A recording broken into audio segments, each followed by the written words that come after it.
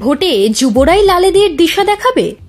কেন বহরমপুর হয়ে উঠছে মীনাক্ষীগড়? আসল প্রশ্ন হল, ভরসা ফেরানো যাবে কি? এ রাজ্যে দুই বিরোধী শক্তির সামনে দাঁড়িয়ে বিকল্প হয়ে ওঠার সম্ভাবনা আছে কি? এই দুটো প্রশ্নের উত্তর মেলাতে রাস্তায় নেমে পড়েছে সিপিআইএম। আরজিকর কাণ্ডের সময় থেকে আন্দোলনের যে জোয়ার দেখা গিয়েছে তাই বেড়েছে উত্তরোত্তর। আর সেই ঝাঁজ নিয়েই এবার প্রত্যাবর্তনের নতুন সেতু বাঁধার কাজ শুরু করেছে বামেরা।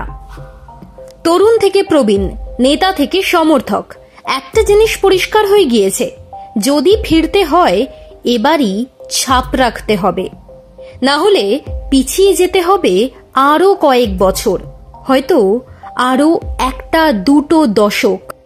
বিধানসভা ভোট বামেদের কাছে ডু অর ডাই পরিস্থিতি। সে কথা মাথায় রেখেই যুবদের সামনে এগিয়ে দিচ্ছে আলিমুদ্দিন।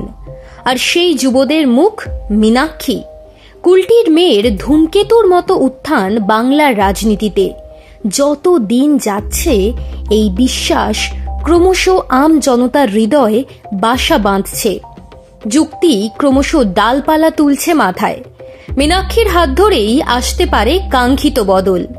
এই মীনাক্ষী যেমন বামেদের লড়াই মুখ, স্বপ্নের ফেরিওয়ালা, প্রতিরোধের প্রাচীর। এই মীনাক্ষী পারেন শূন্যতা কাটাতে, তেমনি আশঙ্কাও কম নেই তাঁকে ঘিরে। কেন? গত কয়েক বছর ধরে তিলে তিলে মীনাক্ষীকে তৈরি করেছে সিপিআইএম। 2021 সালের বিধানসভা ভোটে এই কারণেই নন্দীগ্রাম থেকে মমতা বন্দ্যোপাধ্যায় ও শুভেন্দু অধিকারীর বিরুদ্ধে দাঁড় করানো হয়েছিল মীনাক্ষীকে।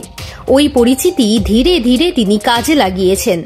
এখন তাই যেন তাঁর কারিশমায় বদলে গিয়েছে। মীনাক্ষী যেখানে যান সাধারণ মানুষের ভিড় লেগে যায়। আসলে তাঁর যুক্তি আর আগুন দেখাচ্ছে নতুন পথ। সেই পথেই হাঁটার স্বপ্ন দেখছেন যুবরা। এই কারণেই মীনাক্ষীকে নিয়ে বিধানসভা ভোটে বাড়তি ভাবনা থাকছেই আলিমুদ্দিনের। যে অঙ্ক মেলাতে না পারলে লাল ঝান্ডাকে পড়তে হবে শূন্যতার নতুন প্রশ্নের মুখে। তাই মুর্শিদাবাদকে আপাতত মীনাক্ষী গড় করে ফেলার চেষ্টা শুরু হয়ে গিয়েছে। গত কয়েকটা ভোটের ফলাফল বলছে বামেদের শক্তির আধার লুকিয়ে রয়েছে ওই মুর্শিদাবাদেই। মীনাক্ষীকে ওই জেলা থেকেই দাঁড় করানো হবে বিধানসভা ভোটে। শূন্যতা তাতে যেমন কাটবে, বামেদের ভবিষ্যৎও ততটা মজবুত হবে। বিধানসভা ভোটে যুবরাই আসল শক্তি বামেদের। সেই কারণেই ডিওয়াইএফআই এবং মীনাক্ষীকে সামনের সারিতে রাখা হয়েছে। এই জুন মাসে ডিওয়াইএফআই এর রাজ্য সম্মেলন। জেলাগুলোতে একে একে সম্মেলন শেষ হওয়ার পথে। তারপরই বহরমপুরে হবে যুব সংগঠনের রাজ্য সম্মেলন।